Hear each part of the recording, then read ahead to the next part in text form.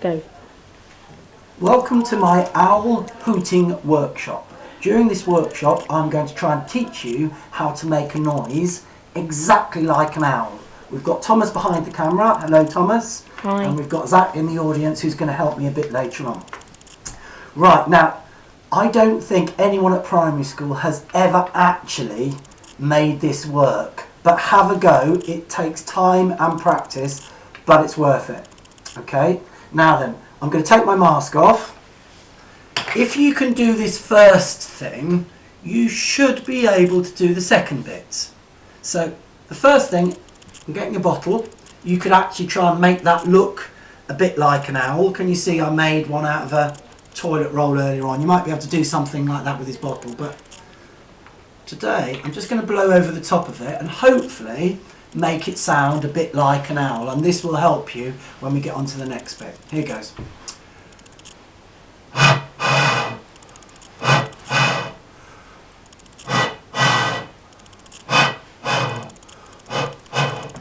A little bit like an owl. It's not brilliant, but it's the start of an owl noise. If you can do that, you might be able to do this next thing. It's a bit trickier. Now, what you've got to do is you've got to get your non-dominant hand, and that's my left hand, and I'm going to make it into a corner. Can you see that corner? With the thumb up in the air. And I'm going to lay my non-dominant hand on my dominant hand, that's my right hand, and I'm going to make a sort of a square. Can you see that? There's a kind of square there. Can you see that? Then all I'm going to do is move my thumb around and make a hollow in the middle of my hands, and that hollow is really important because we're going to fill it with air, but in order to show that it's completely watertight, we're actually going to put some water in there as well, because it's got to be so compact and so tight that not a drop of water would spill out of it if we were to pour some water in, and that's what we're going to do. Zach, do you want to come and help me?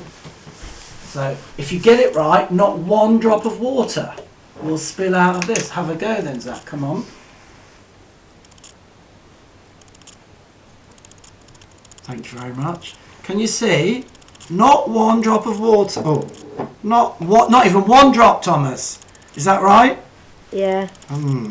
Now if you can get me the other cup, Zach, I could just empty out every single drop, because obviously not one drop has spilt at all. Look, my desk is totally dry, but just in case a drop does spill, I'm going to get my sweater vest that I've only ever worn once.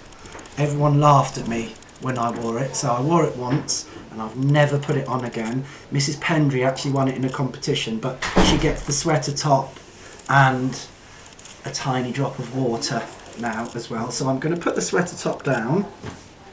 I'm going to make my cup again, and then all I'm going to do is put my lips on my two knuckles and blow gently across the hole between my thumbs, a bit like we did on the bottle. Okay, so here goes. Not quite right. I'm going to just adjust it slightly, and that's what you have to do. You have to keep playing around with it until you get it right.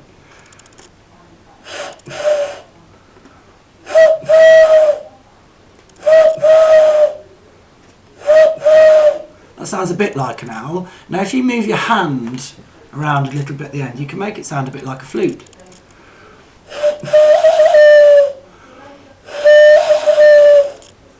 And that's all from blowing across your knuckles over the hole. There you go, look, once more. And then you just put your lips on your knuckles and blow across the hole. Have a go. Like I said before, it's really hard. You need to practice, and if you can get it to work, maybe your parents can do it. Film it, send it to me, and I'll put it on Facebook. Okay, thank you very much, Thomas. Good luck.